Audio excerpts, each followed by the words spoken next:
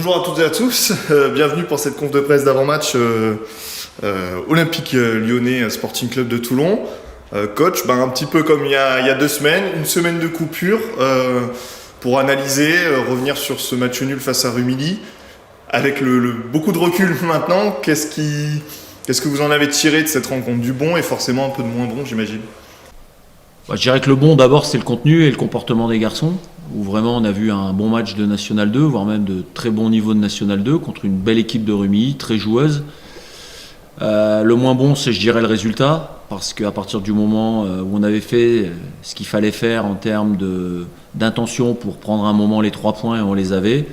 Voilà, après ce que je regrette c'est les 2 buts qu'on prend. Faut pas oublier qu'on était meilleure défense avant le match. Et qu'on voulait continuer à s'appuyer sur une cage inviolée.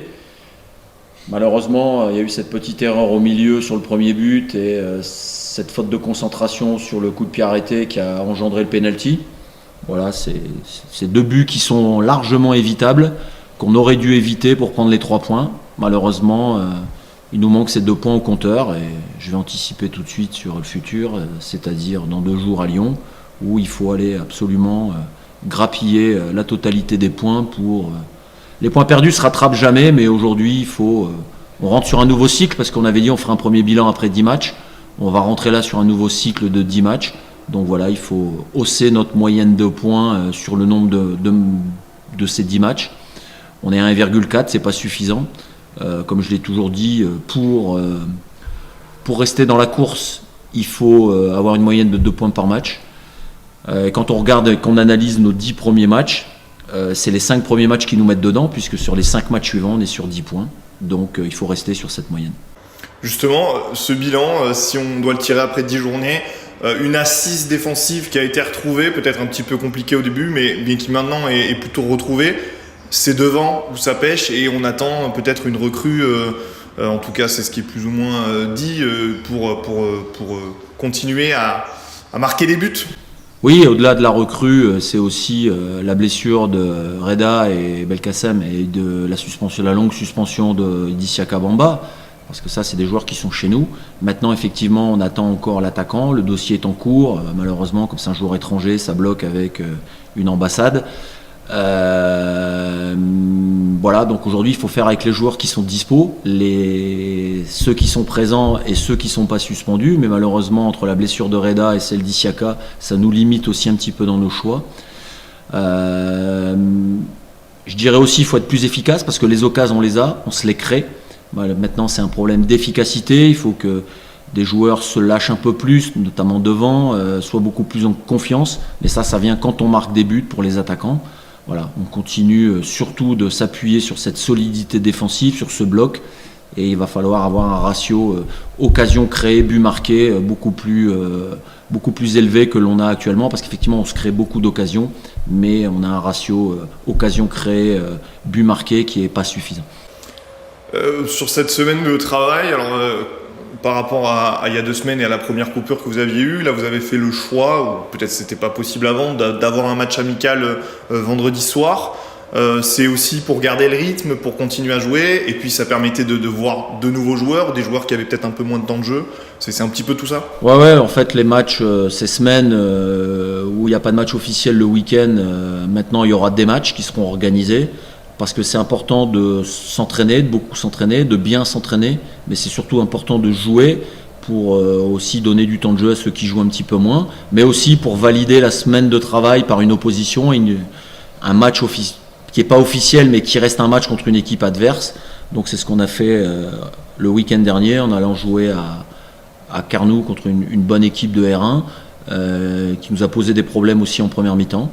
Mais on a su réagir à la pause et faire ce qu'il fallait pour remporter le match et avoir une deuxième mi-temps, on va dire, plus prolifique en termes de créativité et la capacité à se créer des occasions et surtout à les mettre au fond, ce qu'on a fait sur la deuxième mi-temps.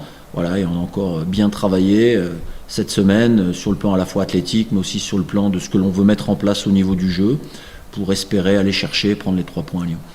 Sur ce match face à Lyon, c'est probablement la plus belle des 3 réserves de cette poule. C'est aussi une équipe qui peut compter par moment sur des belles redescentes de joueurs expérimentés de Ligue 1 notamment.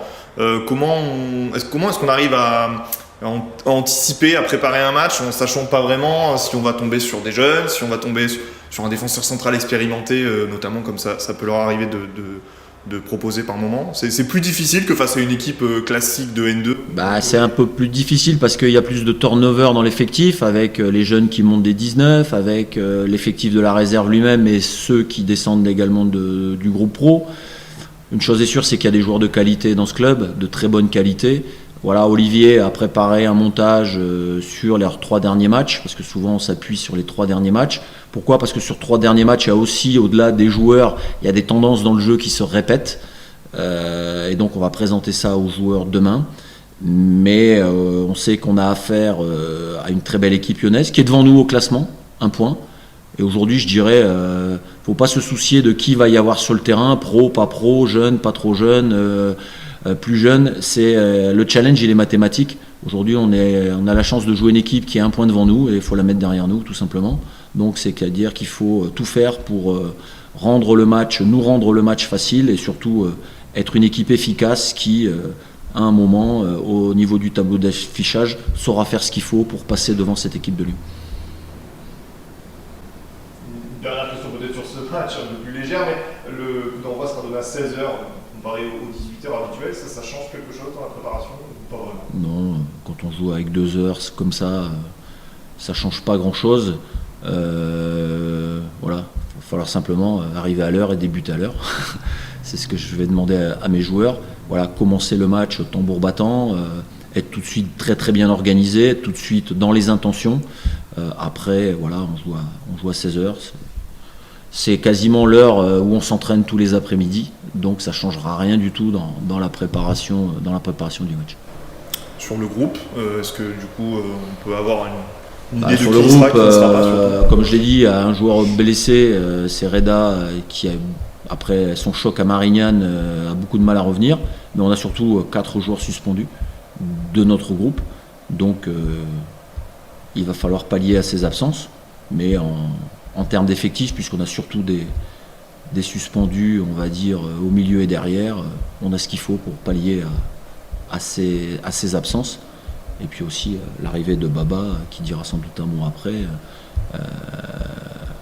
va aussi nous mettre, je dirais, une nouvelle stabilité. Il est là depuis plus de 3 semaines avec nous, il a fait l'opposition, il a joué le match complet de vendredi dernier, voilà, il a pris très rapidement ses marques dans le groupe. Donc voilà, maintenant, aujourd'hui, en termes d'effectifs, dans ce secteur, on a ce qu'il faut, comme on l'a dit, où on est un peu plus déficient, c'est devant, entre les suspendus et le joueur qui doit arriver. Voilà, mais aujourd'hui, on ne va pas se plaindre. Le groupe travaille, avance très bien, fait preuve d'une mentalité exemplaire. Ils savent qu'on a lâché 2 points, le groupe est conscient qu'on a lâché 2 points contre Milly. On va tout mettre en œuvre pour aller les chercher à Lyon. Sur les 4 suspendus, donc il y a Isiaka Bamba qui a pris malheureusement une suspension longue durée. Et après, c'est que des joueurs qui ont pris 3 cartons. C'est Salif Gomez, c'est Jérémy Laborde et Baptiste Auvray qui lui s'entraîne avec nous, mais qui a pris aussi les cartons avec les 19. Donc aujourd'hui, on a ces 4 garçons qui malheureusement seront absents pour jouer le match officiel du week-end. On peut passer à Baba. Baba, bienvenue au Sporting. La question un petit peu habituelle qu'on pose à toutes les recrues, mais comment ça s'est passé ton arrivée au Sporting, comment c'est arrivé ton arrivée au club, ton arrivée dans le groupe aussi, comment tu t'es intégré, le coach a commencé à en parler. Il y a pas mal de joueurs que je connaissais déjà, que j'avais rencontrés dans notre club. Du coup, j'ai été en contact avec Malik Sissane, qui m'a dit que le club recherchait peut-être un arrière central. Du coup, on m'a proposé de venir faire quelques jours. Ça s'est plutôt bien passé. Du coup, comme le coach l'a dit, ça fait 3-4 semaines que je suis là. Et du coup, on s'est mis d'accord et ça s'est fait. Toulon, donc tu connaissais un petit peu des joueurs. Qu'est-ce que tu connaissais de l'extérieur du club ? Ça te parlait le sport ? Je les avais affrontés une seule fois il y a 2 ans en national. J'étais au Puy. On n'avait fait que le match aller d'ailleurs.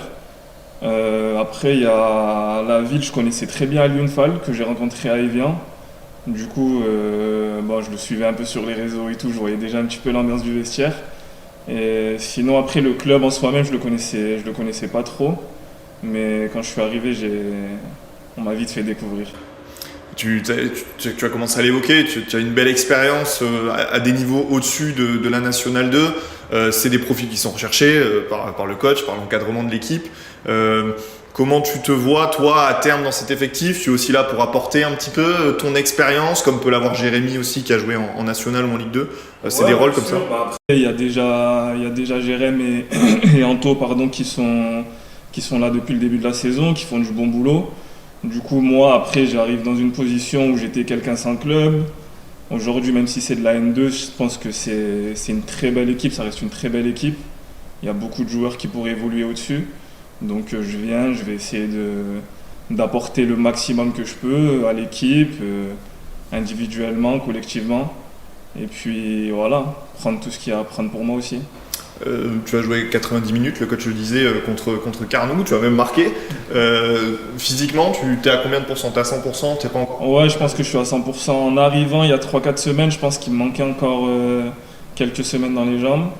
Ça fait 4 semaines que j'enchaîne, que je bosse bien, que je fais des semaines complètes. Je rentrais un petit peu à Grenoble le week-end, du coup j'essayais de travailler un peu là-bas aussi. Et je pense que les 90 minutes de la semaine dernière, c'était vraiment... Niveau timing, je pense qu'on est parfait là, pour ce week-end. Justement, avec la suspension de Jérémy Laborde, il ne devrait pas y avoir une grande surprise sur ta titularisation. Je parle sous le contrôle du coach, mais un premier match comme ça à l'extérieur, c'est une belle équipe lyonnaise. C'est un premier beau défi, tu vas rentrer directement dans le bain. Ouais, bien sûr. Après, en signant ici, je sais très bien que c'est un club qui a des ambitions, donc que ça soit contre Lyon ou contre n'importe quelle équipe, c'est des matchs qu'on va vouloir gagner forcément. Et comme la N2, pour moi, j'y avais joué aussi en réserve quand j'étais à Auxerre. Et c'est un championnat très compliqué, que ce soit contre les réserves ou que ce soit contre des clubs amateurs, c'est la guerre tous les week-ends. Donc Lyon ou autre, on va essayer de tout donner. Pour une question peut-être pour le coach, sur le choix de Baba, on est dans cette lignée de joueurs qu'on présente depuis maintenant quelques semaines, qui ont joué au-dessus, qui ont de l'expérience, qui ont du ballon, du vécu en National ou en Ligue 2. On est dans cette lignée-là. Avec les départs des joueurs, l'équipe est toujours en construction et effectivement, dans la philosophie et dans l'objectif que l'on s'est fixé, c'était de recruter des joueurs ayant évolué au-dessus, ayant une expérience du niveau au-dessus, faisant preuve d'un très bon état d'esprit, parce que ça aussi, pour que les joueurs puissent arriver dans le groupe, s'intégrer.